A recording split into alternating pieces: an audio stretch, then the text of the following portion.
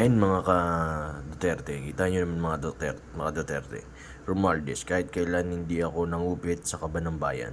Yan ang kita nyo naman mga ka-Duterte.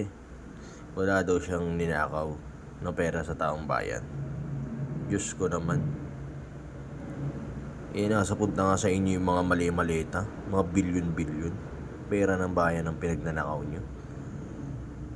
Nilugmok nyo ang bansang Pilipinas. Tapos ito hanggang ngayon, hindi pa nakakulong. Grabe talaga.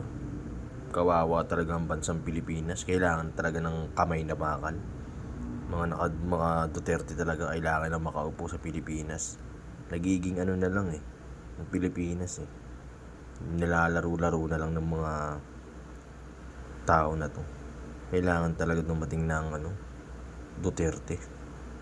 Yan. Grabe. Pinakulong si Duterte. Pinagtulungan si Duterte.